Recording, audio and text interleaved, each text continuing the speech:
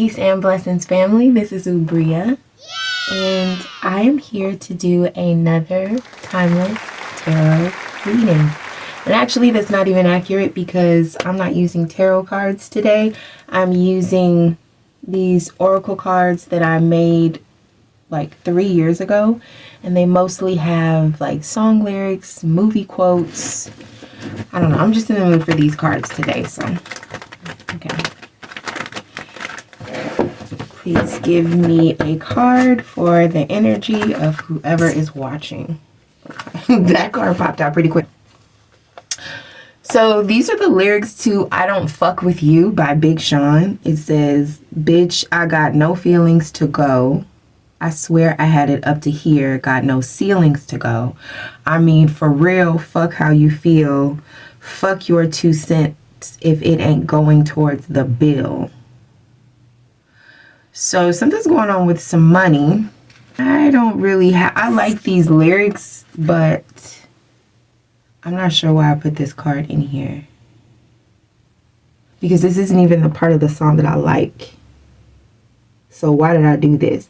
So somebody might feel like they paid for some shit they don't even want. Yeah, so somebody paid for something that they don't want. They're like, why did I do this? Why did I commit to this? I don't really even like this. I don't really even want this. Let's get another card. We won't.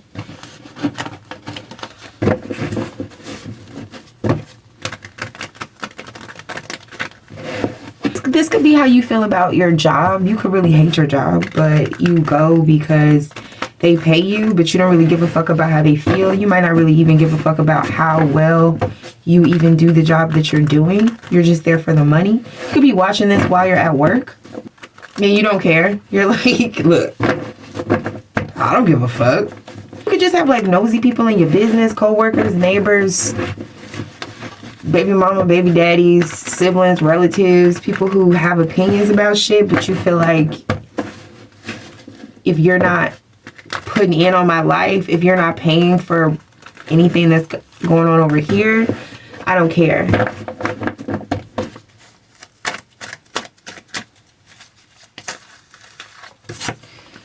All right, the next card is from the movie American Hustle. It says, I told y'all this was about money. It says, when you are offered a favor or money, take the favor, not the money. Jesus said that, didn't he? That's a quote from the movie. Okay. I really like this quote, going with this quote actually, because number one, this reading is about money. Somebody is very serious about their money. They don't care about people's opinions when it comes to their money. And so this could be somebody who does some illegal shit for money, or just maybe something questionable. Something that other people might question. Somebody might question, what the fuck does somebody do for money? Like, what do you do? What is your job? Somebody could wonder that. And if that's the case, whoever is being questioned in that way, they don't give a fuck because it's none of your business. But going back to what I said, the reason why I like that this card came out with this card is because of this word favor. It says when you are offered a favor or money, take the favor, not the money. See, I'm not taking this like favor, like I owe you. If you scratch my back, I'll scratch your back. The way that this favor is popping out to me is like the favor of God. Somebody has the favor of God over their life, and they chose that favor over money. And it could have confused a lot of people. It could still be confusing people. People could still be confused as to how someone is surviving or has any money because they don't work or they don't appear to work. And it's difficult because this person is so unapologetic about it. It says, bitch, I got no feelings to go. I swear I had it up to here, got no ceilings to go. So this could definitely be about a neighbor with the ceilings. But the other thing about ceilings is that what I'm getting with favor and ceilings, okay, you could be someone who, like I said, unconventional, does not have a traditional job. People don't know how you get your money. People might be nosier in your business, but you probably made a choice a long time ago that you cared more about spirituality or service or your intuition, and you place more value on those things, and therefore that path may have taken you away from the path of money or accomplishments. But where it did take you was to the path of favor. It's the kind of thing where you feel like you're on God's payroll. And here's the thing, when you're on God's payroll, you ain't gonna have no ceilings to go because you're not gonna have any limits. So there could be someone who used to feel superior over you because they had money and you didn't, because they had a clear-cut path and direction and you didn't. And this person had a clear-cut path to excel, and they did excel. But now you're moving along your path and it's getting a little bit more clear. You're able to move a little bit more faster. That's not how that's supposed to go. But you're able to move faster. And it's becoming clear, I think, to people who may have doubted you or may have said that your path is not going to lead anywhere. It's becoming clear to them that your path is even more limitless than theirs, because you are on the path of favor. So I'm getting that you may have had doorways open for you where there should have been no doorways open for you. And I think people don't understand how that happened or is happening. And the feeling that I'm feeling is that these people want to know how you did it. And they would offer you money for you to tell them, but you wouldn't take it. You can't take it. You can't take money to tell them because it's favor. And you can't pay for favor. You can't do someone a favor and buy them favor with God. You understand what I'm saying? Favor is something that they would have to go to God and get on their own. But they wouldn't even know to do that because you won't tell them, because you're fed up with these people.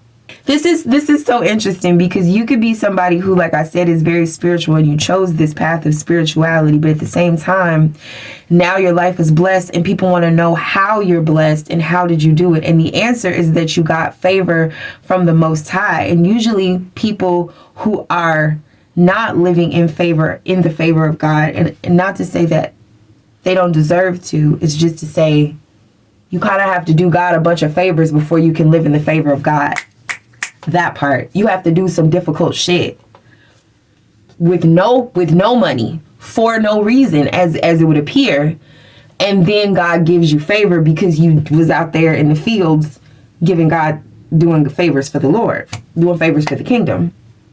So the only way that somebody can be kind of put on that payroll of God's favor as opposed to money is by going to do God some favors. And the very fact that these people would ask for money, like want to use money to buy favor, it's like going to the church to buy forgiveness. The very question means that your heart is not in the right place. So you could be sensing that whoever is asking you that their heart is not in the right place. Or maybe previously they asked you that in the past and you could tell that their heart was not in the right place. So you stop fucking with this person. And it's like, you don't fuck with this person because their heart is not in the right place. So that's not something that you can explain to somebody. You can't explain to somebody, hey, this is how you get your heart in the right place so that you will have God's favor, as opposed to trying to buy favor. Because if your heart was in the right place, like, it's like either you is or you ain't, either you in or you out. So yeah, this could be how you feeling, like somebody's just out, like you you don't give a fuck about, you don't have fucks to give because they're not in your energetic area for you to give a fuck, because you're in the energetic area of living off God's favor because you went through the fire for God, and there's somebody asking you if they can pay you to not go through the fire. You can't even hear that person. You can't even hear that question. Fuck your 2 cents if it ain't going towards the bill. It's like, first of all, 2 cents ain't shit if you think about it literally. So whatever this person is offering you, it is literally ain't shit. I mean, you could walk past 2 pennies on the ground and do. Like, pennies? 2 cents? Come on. So this is also someone who, whatever it is they're offering, it's not even really financially substantial. It's more so opinion or clout or care. They want you to care about what they think or who they are or something, and you don't. And so, yeah, let's get another card. That was a lot. So I feel like you could have a lot to say, but you're not saying it.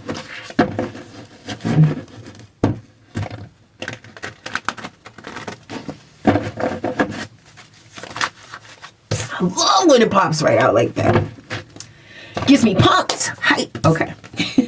This is from the movie A Few Good Men. And the quote is, "You are like 7 of the strangest women I have ever met."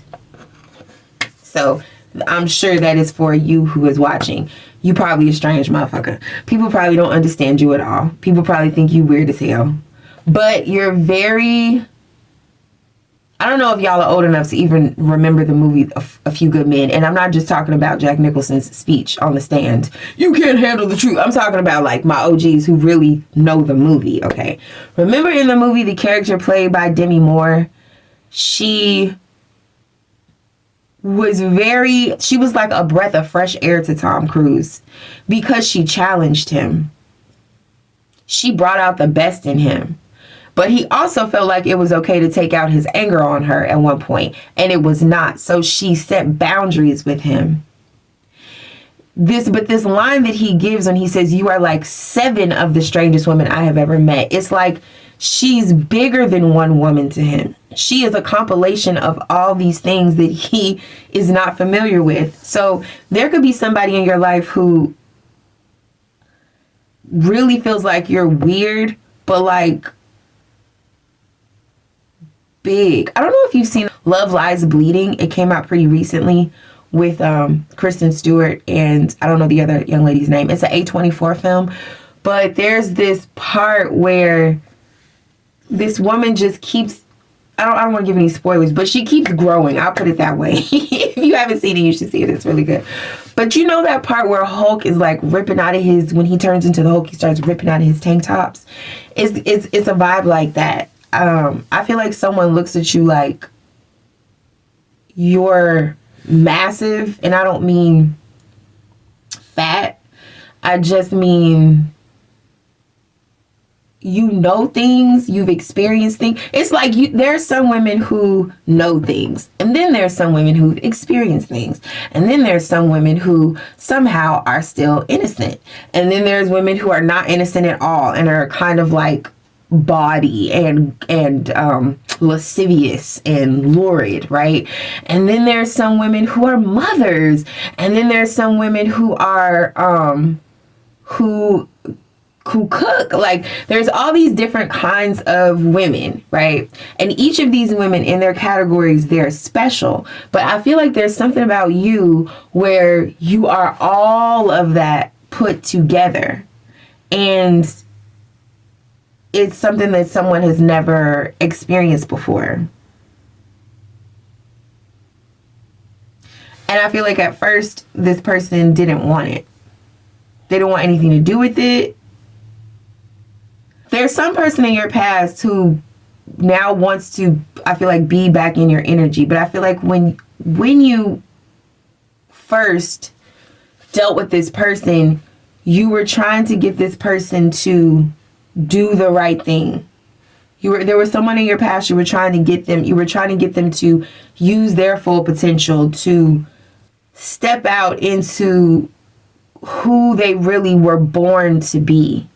even if it meant doing hard things. So what I'm getting is basically you tried to recruit this person for God's payroll. You tried to recruit this person to go do favors for God. And they called you a weirdo. And they were like, nobody does that. I don't want to do that. They did not want to do it.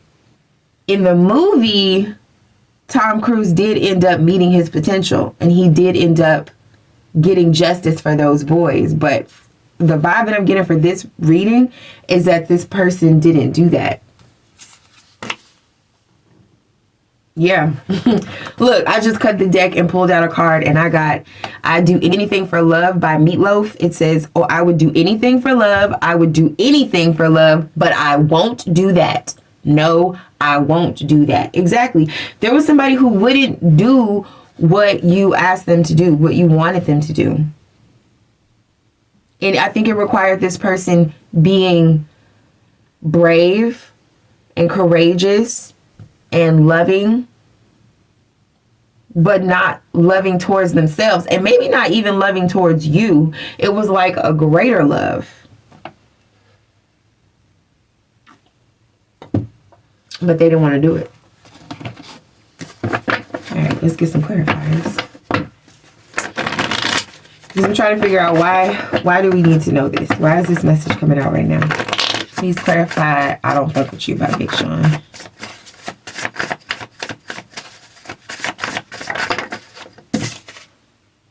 It says, pause your thoughts and learn to listen to what you feel. So often we're not as blind as we are numb.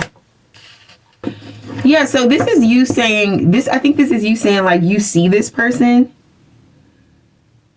You see this person out here. You see this person wanting your attention. And I feel like you do feel some way about it, actually. You're trying to pretend like you don't. You're trying to act like you don't care. So you could be being a little bit more meaner than you actually... That's a plot twist. You could be being a little bit more mean than you actually feel.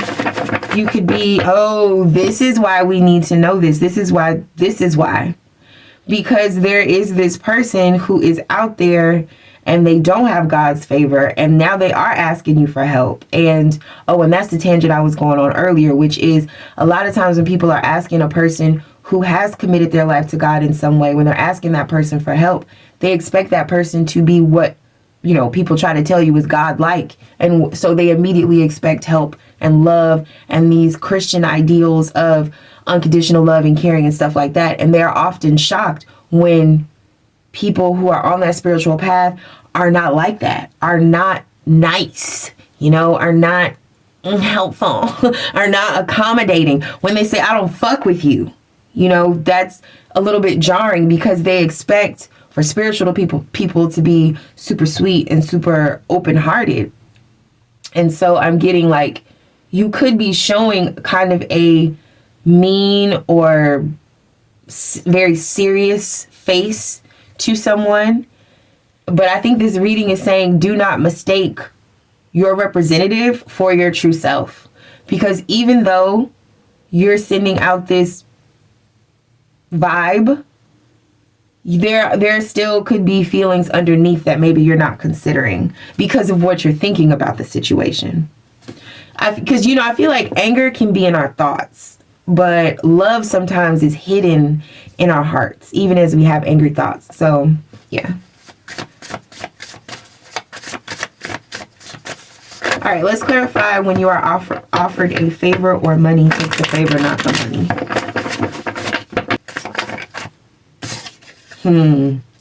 It says, remember that every day is the best day of the year. Well, what the hell does that mean? It's saying that it's never too late. For whichever side of this reading that you fall on to. It's never too late. It's always a good day to take the favor, not the money. It's always a good day to take God's favor and not the money. So if you're watching this reading and you're wondering, how do you enter the favor of God? Look for service. There's always something that you can do. There's always someone that you can go out and help. There's always a way for you to think beyond yourself and think beyond your problems and go out and be a favor to someone else, as opposed to sitting and wondering, how do I get money? You flip that and you say, how do I go be money? How do I go offer someone value? How do I go be something that is priceless for someone? Because no amount of money that they could have paid would have given them that feeling that they got in their chest or in their body when you help them in this way. So that's what they're saying. It's very easy to enter in. You just simply decide that you want to be a favor to someone else.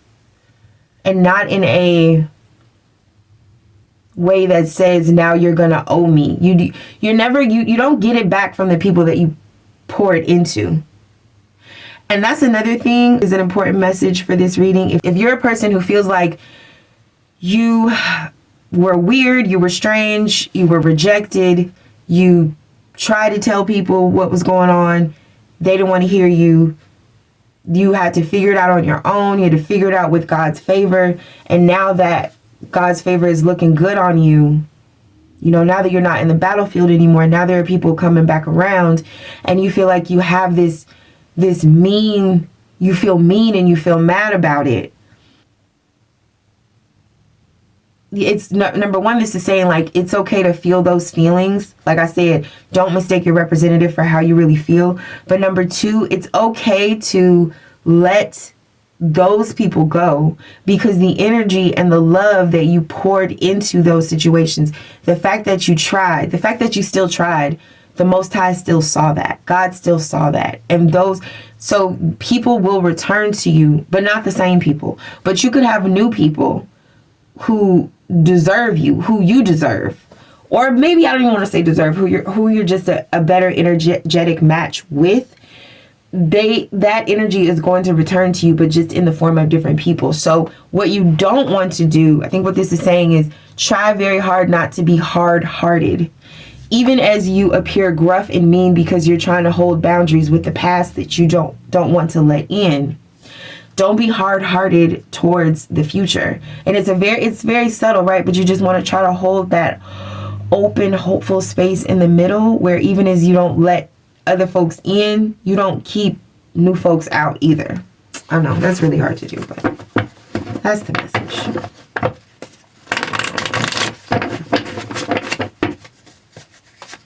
Let's clarify, you are like one of the strangest women I have ever met. It says, I was quiet, but I was not blind. And it also says, though she be but little, she is fierce. So I feel like there's somebody definitely watching you. Like, they see you. That's what I get from this. They see you. And how could they not see you? Because I feel like you're extremely visible. Or you could also be small, though she be but little. That could also be part of your strangeness, is that you're small, but you're very strong. You're very bold. You don't hold back. You could also see, like with this, I was quiet, but I was not blind. You could also be different from other women in that some women will see a little bit of a thing and then talk to you for 10 minutes about it. I saw this and I saw that and you did this and you did that. And it don't even really be nothing. Like, they just blowing up some little shit. But then there's other women who will see a bunch of shit. They'll peep the whole scene. They'll see everything and they won't say nothing. They won't say nothing about it. They'll just peep it and they'll just know it for themselves. So I feel like you're in that second category where you see a bunch but you don't say nothing. That is also strange. Yeah. So I think that someone really likes you. That just piggybacks off the other thing that I was saying, where I said try to keep your heart open, because this quote, you are like one of the strangest, you are like 7 of the strangest women I've ever seen. That quote is from the movie A Few Good Men, and I feel like that's also a message to you, is that there are a few good men out there. There are still good people on this earth. So you don't have to be so adamant about keeping your defenses up. I feel like you really don't have to keep your defenses up anymore, to be honest. You could kind of let people in. I feel like that's a relief. It's like this sigh of relief, like, Like if you've been carrying a baby and you never realized the baby learned to walk and the baby's getting heavy as fuck. And you can't carry it no more. But it's okay because you don't have to. There's something that you don't have to carry anymore. You know, sometimes we try to remember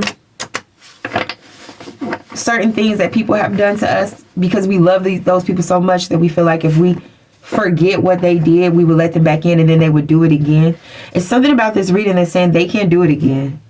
Oh, I would do anything for love. I would do anything for love, but I won't do that. No, I won't do that. Like there's something that happened to you in the past in terms of relationships and it's not going to happen again. And this could just be saying that the new people that are sent into your life, they're not going to do you like that. But I feel like this is also saying that as far as the old people in your life, I think they're finally in a position, or you've put them in positions where they could not reach out and touch you in that way again. They can't hurt you no more. So you don't have to stay mad.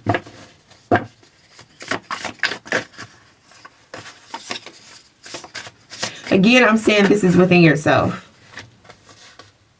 Yeah. We got, and now let's go hand in hand, not one before another. And there is nothing either good or bad, but thinking makes it so. Yeah, there's something you've been thinking about. I think you need to let it go.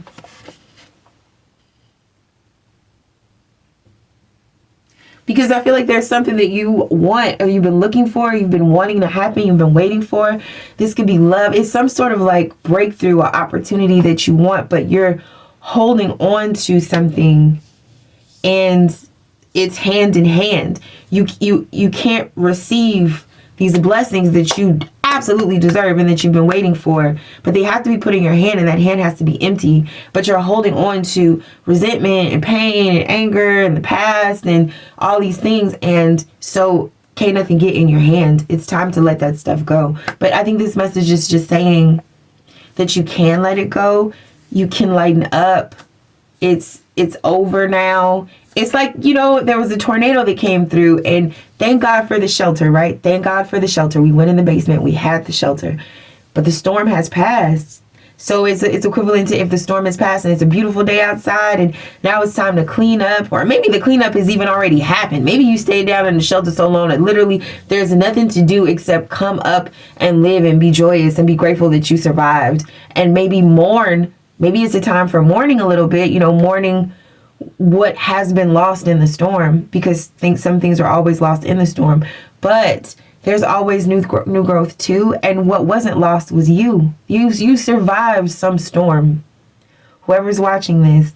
And I feel like you've just still kind of been in survival mode and you know, in battle mode, in warrior mode. But it's time to come home, little soldier. It's time to come home and get a shower and get some food, you know? Yeah. And meet new people. All right. Well, this is a beautiful reading for whoever it's for. Thank you for listening. If you have not yet subscribed to my channel, please do so. And if you like this video, please give it a thumbs up. And I'll talk to you next time. Peace.